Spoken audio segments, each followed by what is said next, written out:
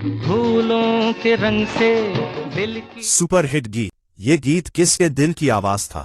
جان کر آپ حیران رہ جائیں گے. پیاری سمن بہت جلد ایک کتاب لکھ کے چھپوانے والا. کہہ کے گئے تھے دل چھوڑے جا رہا ہوں تمہارے پاس. کیسے بتاؤں کس کس طرح سے پل پل 1970 میں جب فلم پریم پجاری ریلیز ہوئی تو اس گانے کی دھوم مچ گئی. گانے کے ایک ایک لفظ میں محبت کا ایک لافانی احساس رچا ہوا تھا. تیرے ہی سپنے لے کر کے سویا.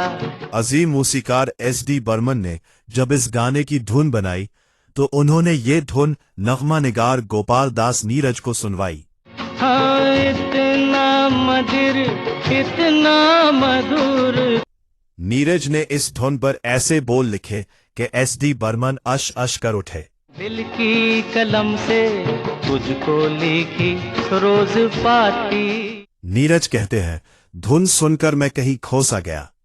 پھر جو لفظ میرے منہ سے نکلے وہ میرے دل کی آواز تھے. بادل بجلی چندن پانی جیسا اپنا.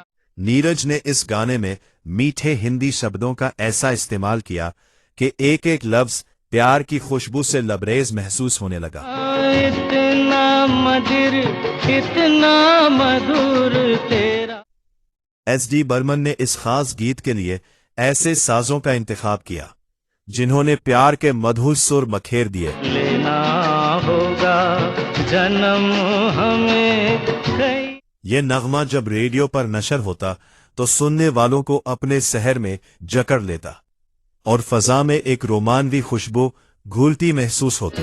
سانسوں کی سرگم دھڑکن کی بینا. گیت کے بول اور موسیقی کے سروں کو کشور کمار نے اپنی آواز سے ایک امر سنگیت میں بدل دیا.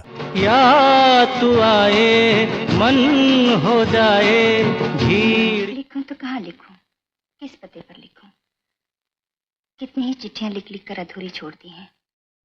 دیو آنند کی ہدایت کاری میں بننے والی فلم پریم پجاری اگرچہ کامیاب فلم ثابت نہیں ہو سکی، لیکن اس فلم کا یہ گیت اپنی شاعری، دھن اور کشور کمار کی آواز کی بنا پر موسیقی کا ایک لازوال شاہکار بن گیا. لینا ہوگا جنم ہمیں کئی. آج آدھی صدی گزر جانے کے بعد بھی جب یہ گیت کانوں میں رس کھولتا ہے تو دل جیسے دور ماضی میں کہیں پرواز کرنے لگتا ہے.